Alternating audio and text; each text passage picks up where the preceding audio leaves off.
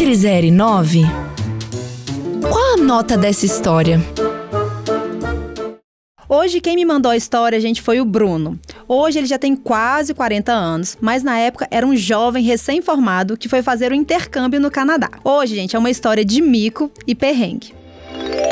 Tudo começou em 2009, quando o Bruno concluiu a faculdade de jornalismo. Seus pais, como presente pela conquista, olha só, decidiram bancar o intercâmbio para que ele aprendesse o inglês, já que era muito importante para a carreira e nos cursinhos do Brasil ele não aprendeu nada, absolutamente nada.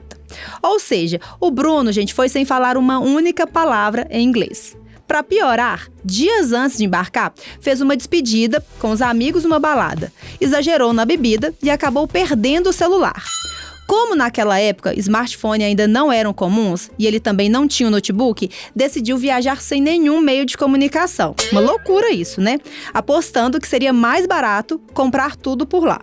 E assim começou a sua jornada, com uma mala cheia de sonhos e apenas uma frase ensaiada: I don't speak English very well, que quer dizer, eu não sei falar inglês muito bem.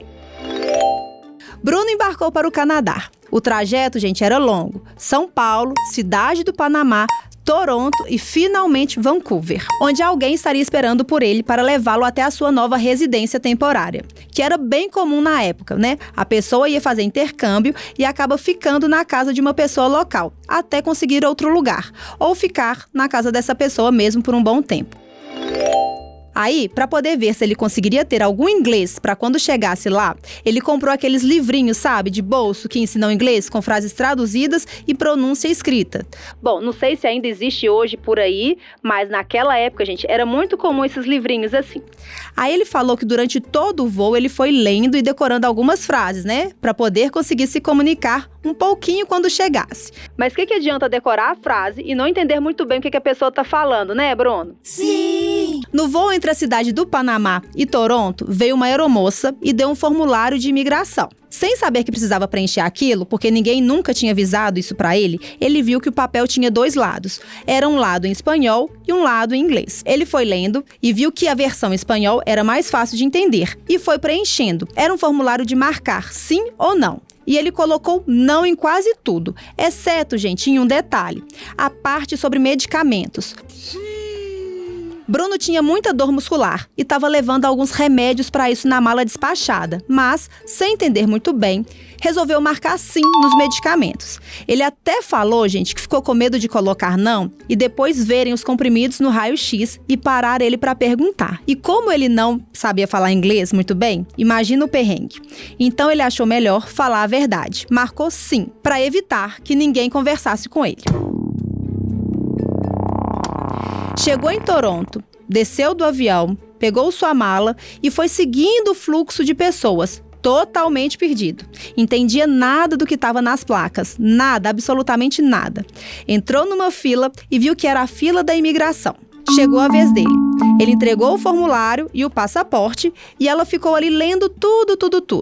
Daí ele falou que a policial perguntou alguma coisa, mas o Bruno, gente, não entendeu nada e falou a frase decorada. Aquela frase: I don't speak English very well. Daí a policial foi e mostrou para ele no papel a parte que ele tinha marcado sim para o medicamento. Aí ele conta que queria responder que era remédio para dor muscular, mas ele não sabia falar nem dor nem muscular, nenhuma dessas palavras. Então ele teve uma ideia, gente, brilhante. Bom, aqui eu tenho que falar uma característica de Bruno. Ele é bem forte, malha bastante, não é musculoso, mas é forte. Então, o que o Bruno fez? Flexionou o braço, apontou para o bíceps, tentando demonstrar que os remédios eram para dor muscular. Então, o que ele fez, gente? Ele dobrou o braço e apontou literalmente ali para aquele músculo, para aquele ovinho que dá no braço. A policial baixou a cabeça, bateu um carimbo no formulário e apontou para um outro caminho. Falou que ele tinha que ir por ali. Aí ele percebeu que foi enviado para quarentena. E ele só entendeu isso porque a palavra é muito similar, né, gente? Vocês se lembram, gente, aqui da novela Paraíso Tropical? Onde tem uma cena que a Bebel, que é interpretada pela Camila Pitanga, que ela foi numa festa e ficava ali só repetindo a mesma frase? Que boa ideia esse casamento primaveril em pleno outono! Pois é, mais ou menos isso que o Bruno estava fazendo. Toda hora ele só falava isso. I don't speak English very well. Gente, voltando pra cena, tá lá o Bruno na frente daquele policial totalmente fardado, sem entender absolutamente nada do que ele estava falando. Gente, o Bruno começou então a fazer mímica. Aí ele entendeu que o policial pediu pra ele abrir a mala. Ele foi, abriu a mala e o policial revirou tudo, até encontrar os medicamentos. Aí o policial olhou, tentou conversar com o Bruno, que só falava sorry, e liberou ele, que já estava atrasado para pegar o voo para Vancouver. Quase que perdeu esse voo. Finalmente, depois de uma maratona de quase 24 horas viajando, Bruno chegou à casa que ele ia ficar hospedado no primeiro mês. Mas aí, gente, a história não acabou ainda. Como ele estava sem celular e computador, ele não tinha conseguido avisar para os pais que tinha chegado. Naquela época não tinha WhatsApp. A rede social usada, gente, era o Orkut. Acho que o Facebook estava começando. Bom, enfim. Pela agência que ele fechou esse intercâmbio, eles deram um cartão que tinha 30 minutos para ele poder fazer ligação internacional. Aí ele chegou lá em um domingo, na segunda ele já tinha que ir para a escola, acabou que só na quarta-feira que ele conseguiu achar um orelhão para ligar para a mãe dele. Quando ele ligou, ninguém atendeu em casa. Tentou o celular da mãe, chamou várias vezes e caiu. Tentou de novo, chamou menos vezes e caiu novamente. Mais uma tentativa e caiu. Ele falou que parecia que a mãe dele estava recusando a chamada, alguma coisa esquisita. O irmão dele tem uma oficina mecânica que fica meio que na garagem da casa dele, sabe? Aí ele acabou ligando para lá porque sabia que com certeza ia dar certo e alguém ia atender. Ligou e o irmão dele mesmo que atendeu. Aí ele falou que a mãe dele estava ali do lado e estava até reclamando que a Vivo estava ligando para ela toda hora e ela não queria atender. Aí o Bruno falou que era ele que estava ligando. Bruno ficou entre indignado. As palavras dele, gente, foram exatamente essas. Como assim que uma mãe que está com o filho há 5 dias sem dar sinal de vida não atende qualquer ligação? Existem mães de todos os tipos, né? Eu sou do tipo mãe coruja, mas essa aqui é totalmente desligada e tá tudo bem. A notícia ruim chegaria para ela. Bom, passou esse um mês que ele tinha que ficar na casa temporária. Ele acabou conseguindo uma república mais barata e com pessoas que estavam lá para estudar também. E resolveu não continuar nessa casa. Ele ficou na casa de uma senhorinha russa que já morava no Canadá há muito tempo. Morava sozinha e alugava 3 quartos. Nesse primeiro mês, morou ele, a senhorinha Marcia, né, que era russa, e também uma menina da Eslovênia. A dona Marcia era muito reservada e formal, interagia pouco com eles. Aí, no último dia, ele fez as malas, juntou tudo e estava indo embora, quando a dona Marcia falou: Where are my keys? Bruno, ainda com o inglês sofrível, entendeu kiss, de beijo, ao invés de kiss, de chaves.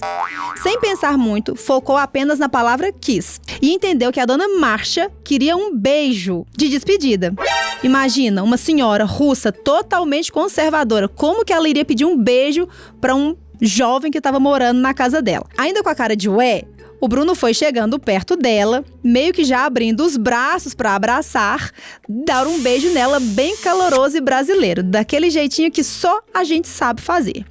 Mas aí, ele falou que foi muito rápido, parece que ela entendeu e na mesma hora ela chegou perto da porta, fez o movimento de girar uma chave no ar.